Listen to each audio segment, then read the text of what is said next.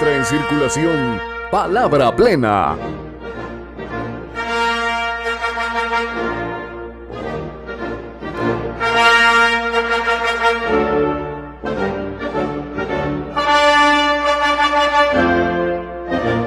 Palabra Plena.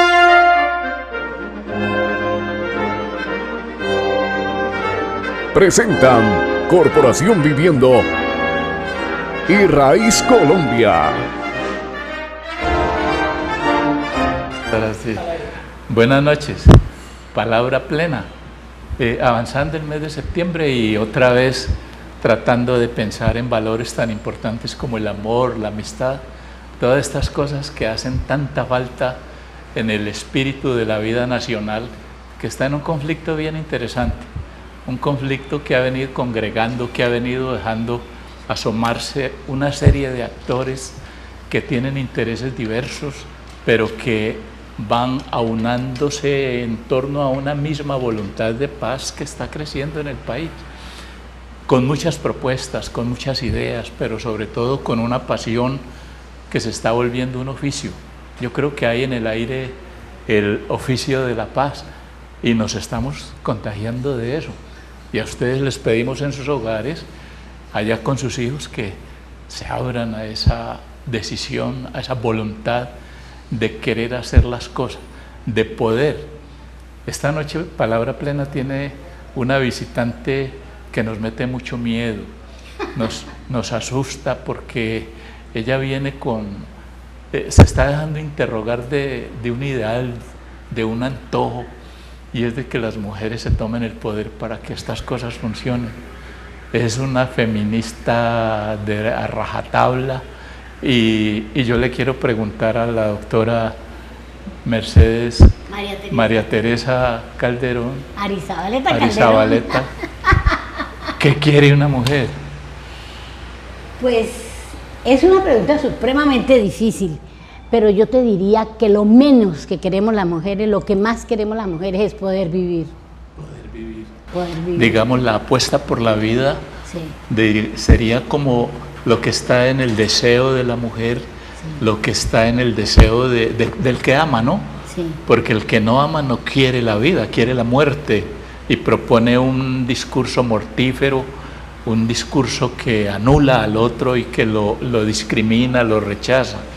Pero usted tiene muchas cosas en su haber que le dictan ese deseo. Desde los 9 años usted supo que sabía hablar. ¿Ese fue el descubrimiento, sí, que la impulsó? Parece, sí, yo no sabía eso, sino que mi padre sí me decía, desde muy chiquita me decía líder. Y yo soy única hermana con 5 hermanos. Entonces mi papá en todo momento me decía la líder, hasta que mi mamá le dijo, no, ni más faltaba, todos aquí son líderes, no sé qué, bueno. Pero mi papá decía que sabía expresarme. Yo ni cuenta me daba, nos hacía aprender poesías, pero a todos, para ejercitar la memoria. Entonces me gustaba la poesía, me encantaba. Había unos que sabían cantar, yo nunca supe cantar nada entonces lo que hacía era recitar las poesías, pero me gustaba conversar con la gente. Toda la vida me ha gustado conversar, no sé, y entonces parece que y mi papá nos contaba a la hora del almuerzo, en mi casa era una cátedra, mi papá daba clase a la hora del almuerzo, nos explicaba, nos hablaba de literatura, nos hablaba de teatro, nos hablaba de música, nos hablaba de historia. Todos mis hermanos, entonces nos hablaba mucho de historia, entonces nos contaba cosas, nos hablaba de Alejandro Magno, de todas las historias, de Bolívar, de Santander, de todo, y todos los días a la hora del almuerzo, él iba almorzando, iba contando algo y nos preguntaba. La preparó para el descubrimiento que hizo su profesora, sí, porque su profesora usted sabe hablar y le puso el encargo de hablar. Claro, porque yo llegaba y los muchachos, no había comenzado la clase, no había llegado el profesor, donde no había profesor yo me metía. Y entonces les decía, ustedes saben una cosa, y comenzaba yo a contarles y los niños me atendían. Entonces la señorita Matilde, rectora del colegio, a quien yo le hago un homenaje siempre, la señorita Matilde descubrió a los 9 años que yo tenía esa habilidad. Y entonces yo le hago un homenaje a Matilde a todas partes, porque ella hizo una estructura política que le sirvió muchísimo en el Valle del Cauca a lo del voto. Ella se hizo amiga de todos los rectores de colegios. Ella creó, les enseñó para que todos crearan la Asociación de Padres de Familia. Yo la escuché diciendo que la educación era con los padres y los maestros. Entonces hizo crear las asociaciones de padres de familia en todos los colegios. Entonces ella me llevaba a unas reuniones donde los padres estaban con los maestros. Entonces allí me dijo ella, la gente Matilde me decía, usted va a hablar y va a decir que la mujer debe votar. Entonces yo salía con que la mujer debe votar y mi papá a veces iba por mí y llegaba a la casa y le decía a mi mamá, si sabe que había un mundo de gente adulta y todo, y María Teresa diciendo que debían votar. Yo nunca le conté, murió engañado. Pero mire la importancia de haber tenido usted un lugar para la escucha. Claro. Porque usted se volvió, es decir, ese descubrimiento, ese significante que le impuso su profesora, le trazó un camino muy importante. Pero ¿y por qué se volvió tan feminista? No, yo nací feminista. ¿Nació feminista? Sí, a mí todo el mundo me pregunta, yo creo que nací feminista porque mi papá me decía cosas lindas, usted va a manejar el país con este dedo, no se case nunca, porque una mujer que se casa pierde muchas posibilidades de hacer cosas. Entonces, y yo estaba convencida de que no me iba a casar, de que yo no debía casarme, todo hasta que me enamoré. Hasta ahí me llegó la sabiduría. Pero la realidad es que mi papá me decía, tiene muchas posibilidades, usted puede llegar al poder, no se aboba de irse a enamorar, con decirte, enamórese, haga lo que quiera, pero no se case. Podría uno pensar, bueno, hay una dirección, un rumbo que está buscando el país con la presencia de los diferentes actores. Yo le oigo decir a usted una cosa terrible, pero voy a ver si la dilucidamos. Yo digo, bueno, ser feminista en este momento puede ser una forma, un camino para ir enderezando, para ir llevando, ir trazando un rumbo que de pronto puede estar perdido en otros ejercicios. Sí, no, está perfecto. Mira, en este momento, cuando han pasado tantos años de lucha, la cultura sigue siendo machista y patriarcal. Machista. Y yo, ¿por qué se exacerba más esto? Porque sin una equidad de género no puede haber paz. No puede haber paz. No puede haber paz. Mira, mientras las mujeres sigan siendo tratadas así, minimizadas, mientras exista esta violencia tan grande, no puede haber paz. Entonces nosotras estamos luchando, haciendo un esfuerzo sobrehumano porque la cultura entienda que esto le hace daño a hombres y a mujeres.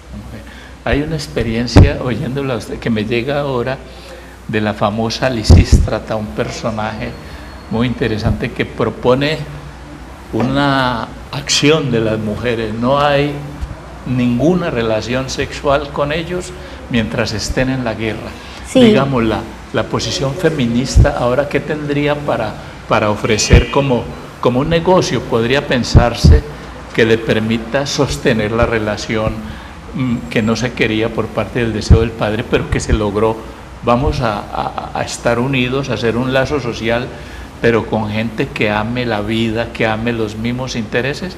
Es decir, ya no habría sexo para imponer allí como negociación. Eso de Lisístrata fue muy importante, tanto que un militar nos oyó y comenzó a decirlo, dijo, no más sexo con los guerrilleros. Entonces yo le dije, no, mi capitán, es que con los policías y con los soldados tampoco.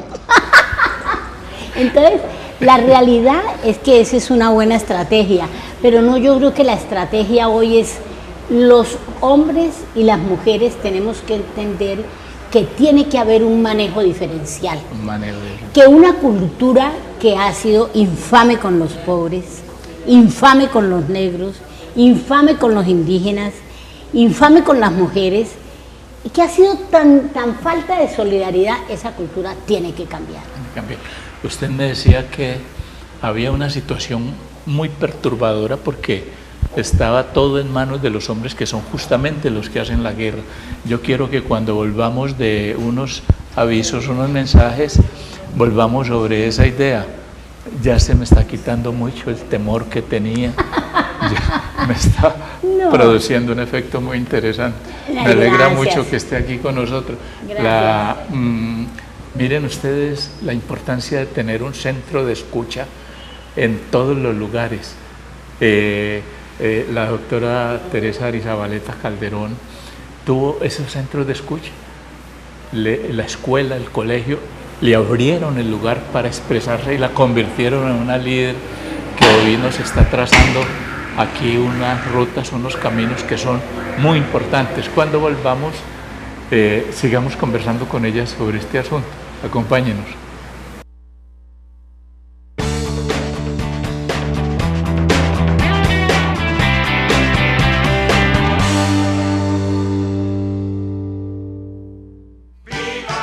Todos los jueves, de 3 a 4 de la tarde, por La Voz del Valle 780 AM, ¡Viva la Gente! El programa por los derechos de las mujeres y la comunidad. Un espacio para la dignidad humana, el desarrollo social y cultural. Una presentación de Taller Abierto y la Corporación Viviendo.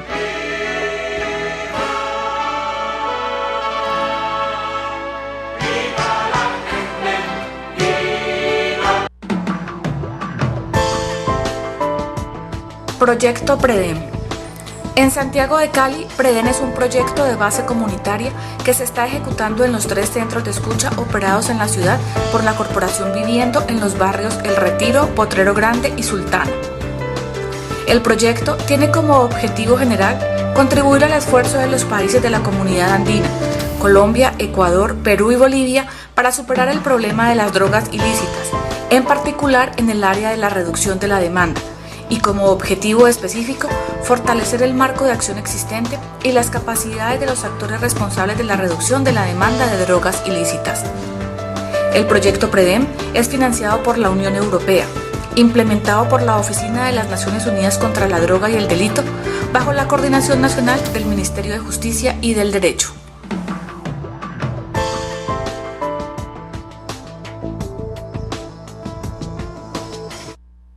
Los centros de escucha son una propuesta de trabajo comunitario que ayudan al desarrollo y a la capacidad de respuesta de las comunidades. Estrategia de trabajo que busca prevenir y mitigar el impacto del consumo de sustancias psicoactivas y de las problemáticas asociadas. Corporación Viviendo opera en Cali 3 de estos centros de escucha ubicados en los barrios Potrero Grande, El Retiro y Sultana. Para más información, comuníquese al teléfono 372-1122.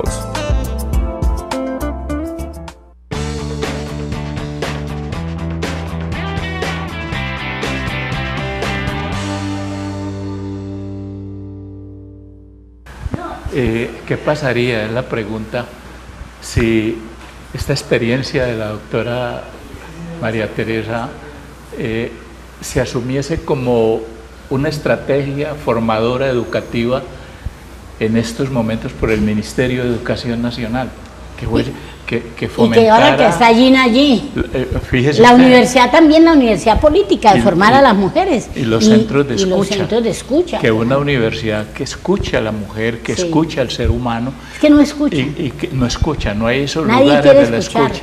Pero, doctora, ¿cómo lograr para que estos ejercicios que ya tienen una mostración y demostración se multipliquen, sean apoyados por la institución, por el recurso estatal, que se miren con la idea de que son eficaces, que sirven, que el ser humano que se produce allí es un ser maravilloso? Pues está el ejemplo, Gracias. ¿cierto?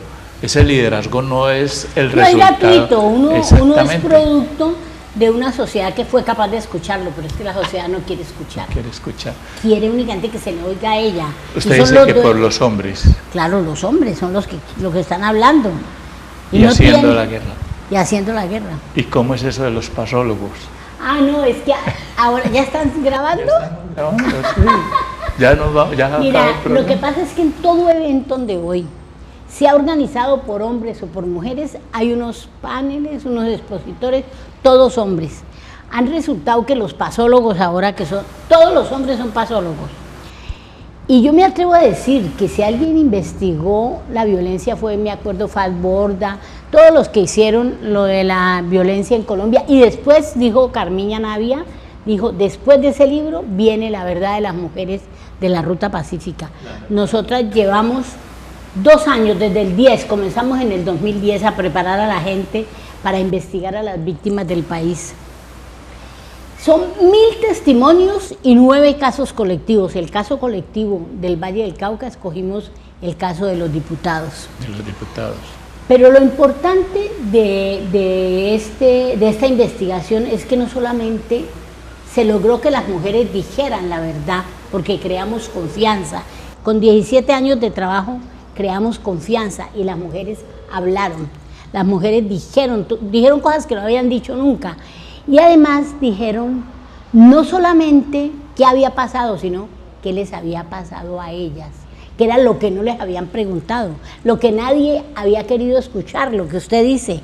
No había habido un centro de escucha, y la Ruta Pacífica de las mujeres por la solución negociada del conflicto armado se convierte en el primer centro de escuchas de víctimas mujeres para darle al país una salida para que no vuelva a pasar. Para que no vuelva a pasar. Pero podríamos pensar, bueno, en términos de educación, ¿sí? Usted dice, su hogar fue una cátedra. Mi hogar y el almuerzo, el comedor fue una cátedra. Usted es arquitecta, por alguna razón el arquitecto produce un hábitat que es el de la paz, el de la armonía, el del habitar, que es el lugar del ser humano. Es un tema que está ligado a esa filosofía de la vida, no de la muerte. No de la muerte. Ahora yo entiendo su profesión, yo la entiendo por eso. Entonces, pero no es un problema legal tanto como un problema ético, como un problema emocional. Usted está diciendo, dejaron hablar a las mujeres, se rompió ese silencio, se escuchó y ahora estamos más cerca de la verdad que de cualquier otra cosa. Pero es una verdad que todavía no está completa, claro, porque se está elaborando, se está produciendo. Pero estamos seguras que estas mujeres que hicieron ese gran esfuerzo de contar qué pasó, también nos dijeron cómo lograron ellas recuperarse, cómo ellas lograron, como el ave fénix, volver a salir y volver a ser golpeadas y volver a salir. Y mire, yo he estudiado no solamente en Colombia, en Alemania, en el País Vasco.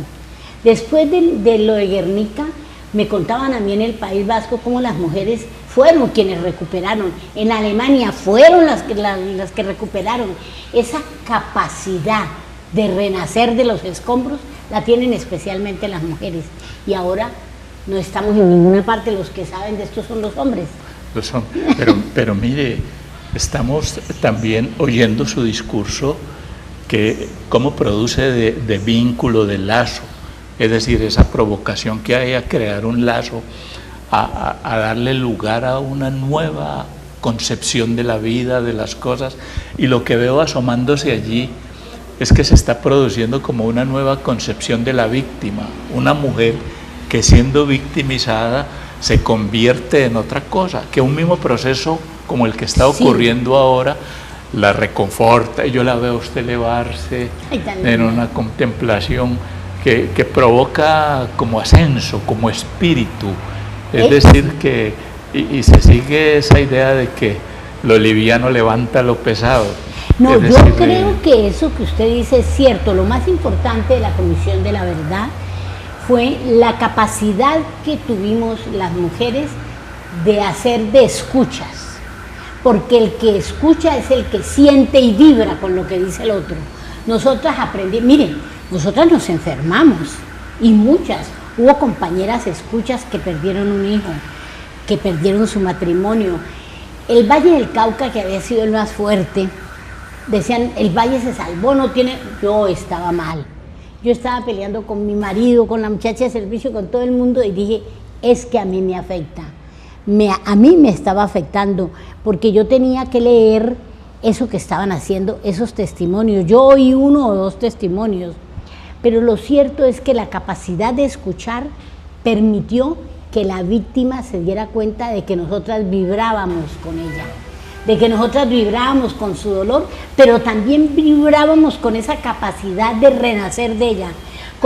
Esas mujeres decían, saqué a mis hijos adelante, hice estas pulseras, hice estos aretes, hice esto y con eso les di de comer para estudiar. Cuando usted vuelva sobre Palabra Plena, en muchos programas va a encontrar esa producción de mujeres, de líderes, de operadoras, de personas que en los centros de escucha han producido una dignidad, que se han presentado con esa grandeza, contagian y esas identificaciones que han logrado construir son maravillosas, porque han permitido romper ese discurso que estigmatiza, que señala, que dice esto, el resto, y se presentan en el programa donde se visibilizan. Ya estoy... No, mira, sí, eso es muy bueno. Cuando íbamos a comenzar este segundo segmento, yo quería contarte, los hombres hacen la guerra, los hombres han hecho la guerra a través de la historia, y las mujeres dicen esto, y lo dijeron aquí en Agua Blanca, los hombres se mueren o se van, las mujeres nos quedamos con los hijos, con la familia, sin recursos, sin tierras y sin amor. Antes de que usted haga el comentario sobre el evento que están realizando, le quiero preguntar, ¿usted es convencida del proceso, digamos, de feminización de la sociedad en este siglo XXI? Yo no diría, lo único que se ha feminizado en este siglo XX y sigue el XXI es la pobreza. Feminizada la pobreza. Sí. Nosotras, yo le voy a dar un dato nomás, del patrimonio mundial, los hombres tienen el 98% y las mujeres tenemos el 1.8%. Y en ese 1.8% están los utensilios de cocina. Entonces, mire, la mujer es lo más pobre entre los pobres.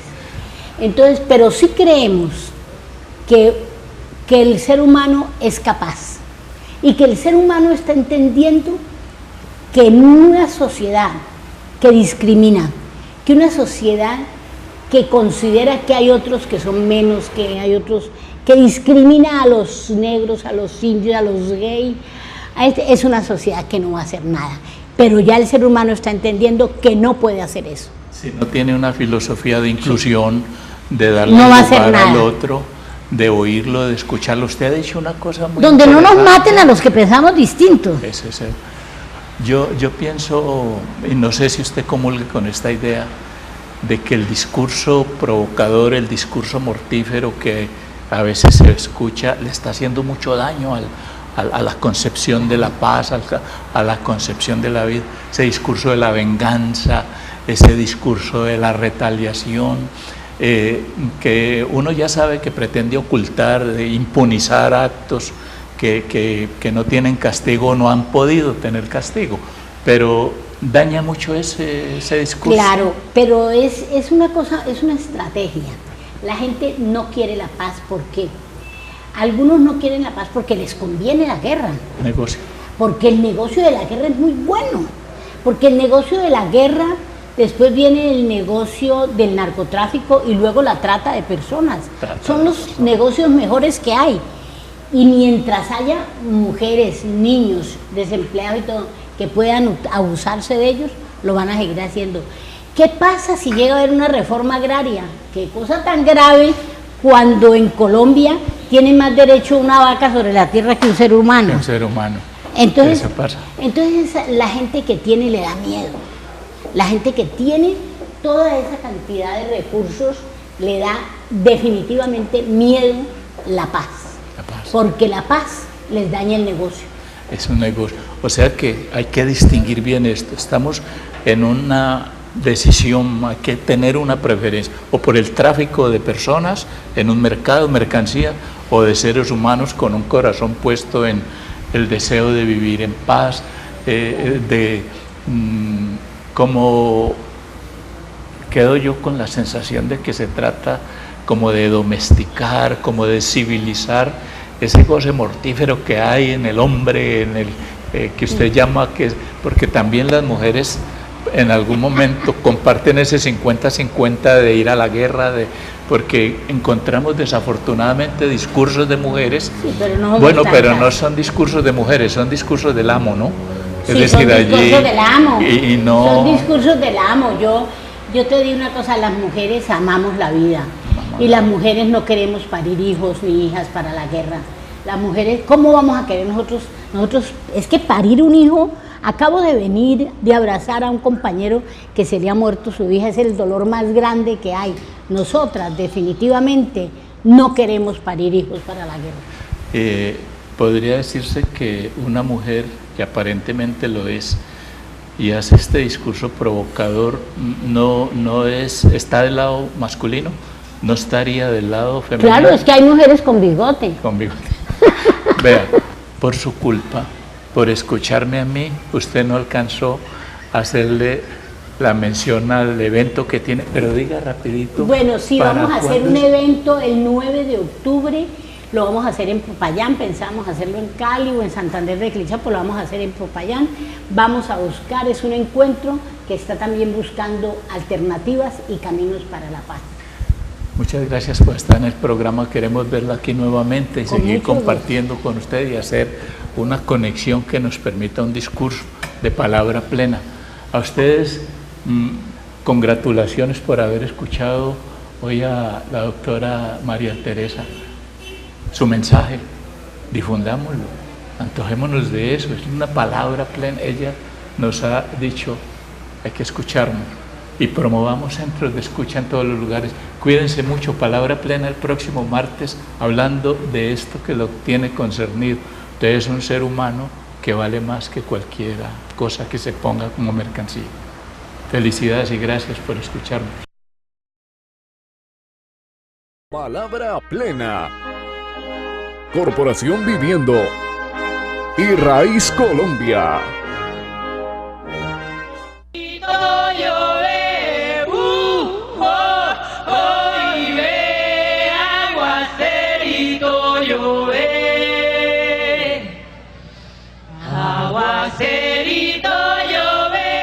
Está viendo Canal 2, el canal de nuestra gente.